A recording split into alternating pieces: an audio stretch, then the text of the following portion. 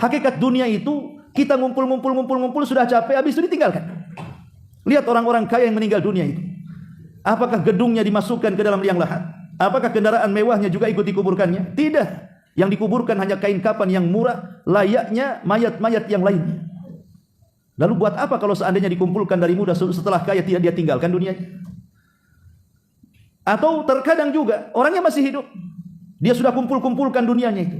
Rupanya bukan dia yang meninggalkan dunia, dunia pula meninggalkan dia. Contoh sekarang banjir yang ada di Sumut, yang ada di Sumbar, yang ada di Aceh.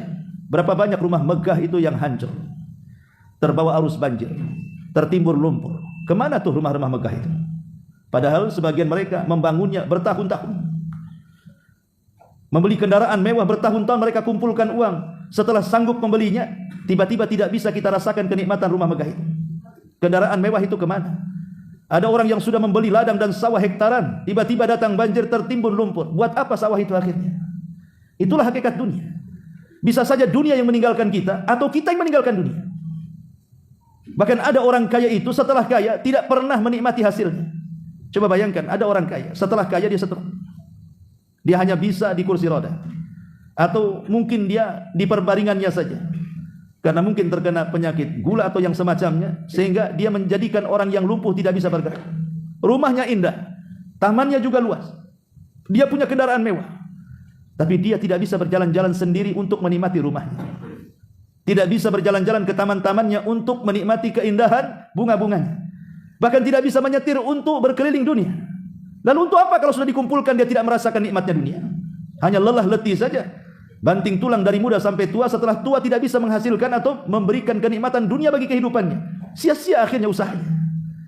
Ma'asyiral muslimin yang dimuliakan Allah Azza wa Jalla. Makanya kata beliau Hasan Al-Basri rahimahullahu taala, kerugian yang pertama annahu lam yusbi' mimma jama'. Ada orang yang belum kenyang dari apa yang sudah dikumpulkannya karena keburu mati. Belum bisa menikmati hasilnya. Sudah kaya atau mati. Lalu apa yang dinikmati? Makanya Nabi SAW mengatakan, maluka ma akalta fa afnaita wa ma labista fa ablaita wa ma tasaddaqta fa abqaita. Hartamu, kata Rasul, yang kau makan habis, yang kau pakai usang, yang kau sedekahkan, itulah yang bermanfaat untuk kehidupan setelah kematiannya. Bismillahirrahmanirrahim.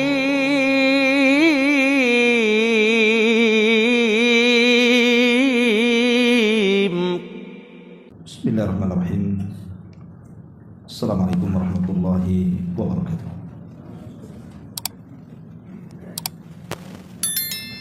Alhamdulillah wassalatu wassalamu ala Rasulillah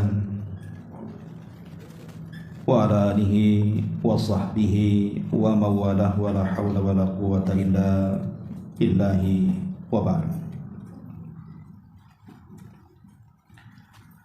Baik, kita lanjutkan kajian kita, masih membahas surah Al-Ma'arij, dan kita masuk pada ayat ke-15 dan seterusnya. A'udzubillahi minasyaitonir rajim. Bismillahirrahmanirrahim.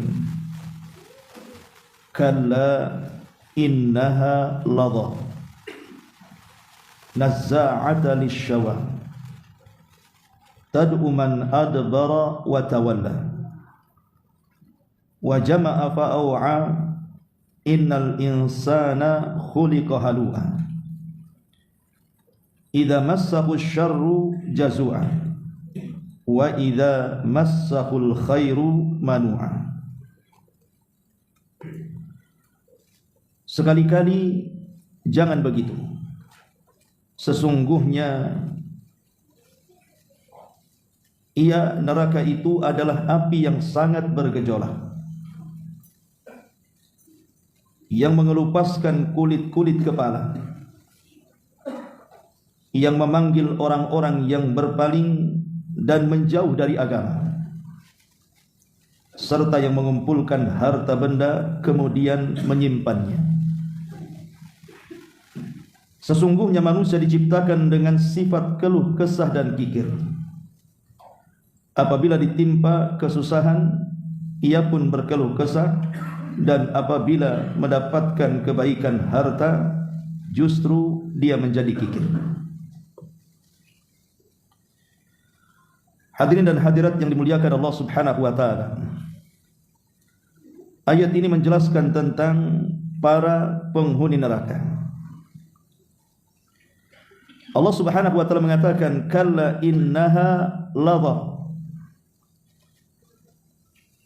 Kalimat ladha adalah satu dari sekian nama neraka yang terkenal.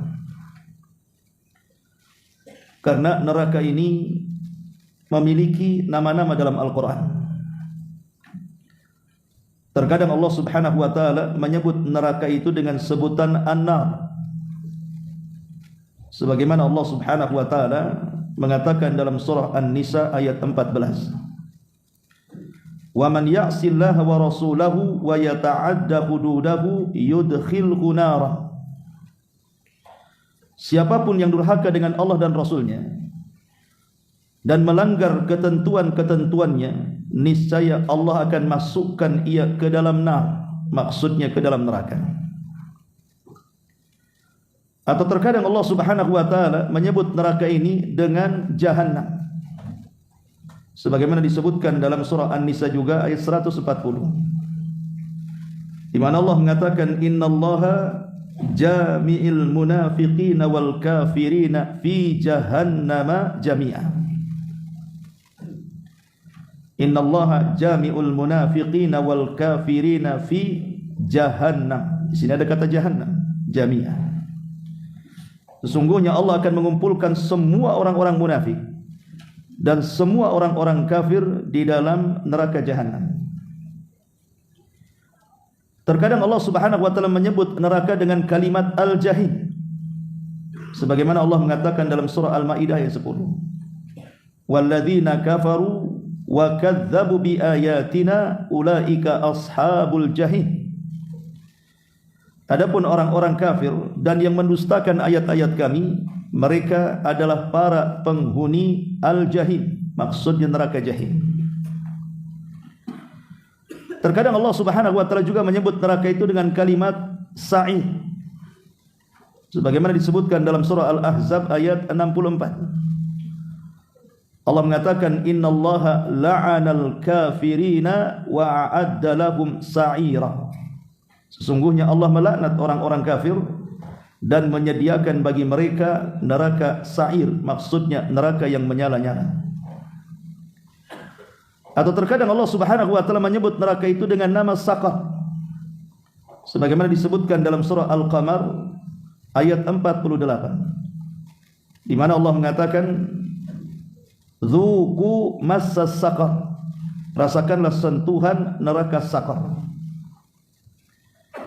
Atau terkadang Allah Subhanahu wa taala menyebut neraka dengan sebutan Al-Hutamah.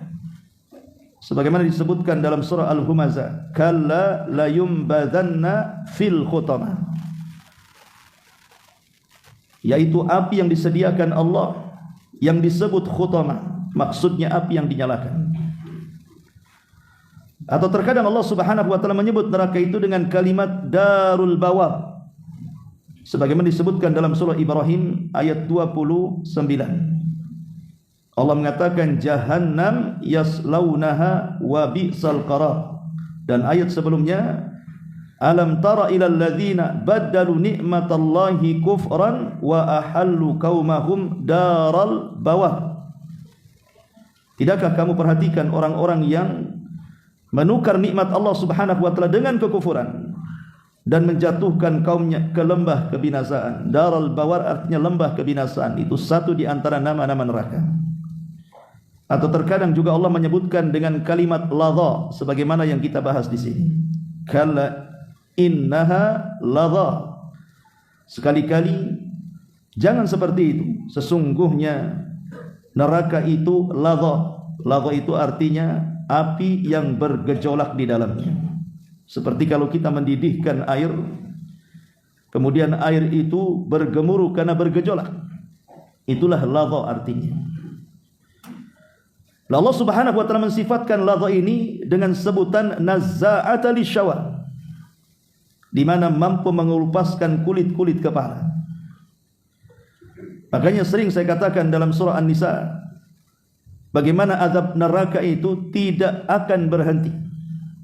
sampai kalau diterima oleh orang ahli maksiat dan dia seorang ahli tauhid, baru akan berhenti setelah bersih dosanya. Tapi kalau terjadi kepada orang-orang kafir, maka tidak akan berhenti selama-lamanya. Kullama nadijat juluduhum badalnahum juludan ghairaha liyadzuqul adzab. Setiap kulit mereka terkelupas, kemudian terbakar hangus, Allah ganti dengan kulit yang baru, kemudian dibakar lagi, terkelupas kembali, kemudian hangus, kemudian diganti dengan kulit yang baru, dan begitu seterusnya sampai mereka merasakan azab Allah Subhanahu wa taala. Jadi sehebat apapun saya menjelaskan tentang kengerian neraka, neraka itu jauh lebih ngeri daripada yang kita bayangkan. Karena siksa neraka itu tidak pernah dilihat mata, tidak pernah didengar telinga, bahkan terlintas dalam pikiran manusia saja belum bisa kita bayangkan betapa dahsyatnya siksaan neraka itu. Ma'asyiral muslimin wal muslimat rahimani wa rahimakumullah. Dan ketika Allah Subhanahu wa taala menyebutkan kalimat ladha yang bisa menghancurkan kulit-kulit kepala, karena memang panasnya api jahanam itu gabungan daripada 70 suhu panas. Karena panasnya di dunia ini, panas-panasnya api di dunia itu hanya satu bagian daripada 70 bagian api jahanam. Kalau satu saja sudah bisa membakar, satu saja sudah bisa membakar satu dunia, bagaimana kalau digabungkan dengan 70 panasnya api neraka? Sebagaimana Rasul mengatakan, narukum hadhi ma yuqidu banu adam juz'un wahidun min sab'ina juz'an min nari jahannam. Api yang kamu nyalakan oleh anak manusia di dunia ini, itu hanya satu bagian dari 70 bagian dari panasnya neraka jahanam. Kita tidak bisa bayangkan, api dunia saja kalau untuk mengadab itu sudah cukup. Macam mana panasnya ditambah sampai 70 kali lipat. Makanya kemudian para sahabat bertanya, ya Rasulullah, innaha lakafiyah. Maka Rasul mengatakan, innaha faddalat alaiha bitis'ati wa sittina juz'an kulluhum mithla harriha, atau kulluhunna mithlu harriha. Ketika sahabat mengatakan, Rasul, sesungguhnya itu sudah cukup untuk mengadab penduduk neraka, maka Nabi SAW mengatakan, sesungguhnya dilebihkan atasnya dengan 69 bagian, semuanya setara panasnya satu dengan yang lainnya. Ma'asyiral muslimin wal muslimat rahimakumullah. Dari penjelasan hadis ini saja, belum lagi peristiwa-peristiwa yang mengerikan di dalam neraka, seperti bercerita tentang makanannya, bercerita tentang minumannya, bercerita tentang azabnya, tentu sangat mengerikan sekali. Makanya banyak ulama salaf kalau mendengar tentang ayat-ayat neraka, mereka sampai pingsan karena tidak tahan membayangkan macam mana panasnya dan azabnya dalam neraka itu. Kemudian Allah Subhanahu wa taala mensifatkan siapa para penghuni neraka ladha itu, siapa orang-orang yang pantas masuk ke neraka ladha itu. Yang pertama, Allah Subhanahu wa taala mengatakan, tad'u man adbara wa tawalla, di mana neraka ladha ini akan memanggil-manggil, akan mengundang orang-orang yang ketika di dunia dia berpaling dan juga menjauh daripada agama.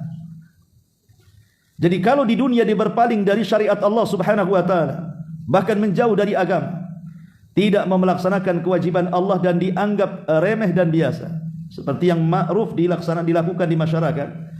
Orang yang meninggalkan salat di masyarakat itu rasanya bukan perkara penting. Bagi mereka biasa saja, selalu saja tidak salat itu. Atau orang-orang yang datang bulan Ramadan tidak puasa seolah-olah tidak dosa. Atau orang-orang yang melakukan kemaksiatan, zina, khamar, judi, ghibah dan yang semacamnya, biasa saja mereka lakukan. Itulah orang-orang yang tidak mau tahu dengan agama. Mereka hakikatnya orang yang berpaling dan sedikit demi sedikit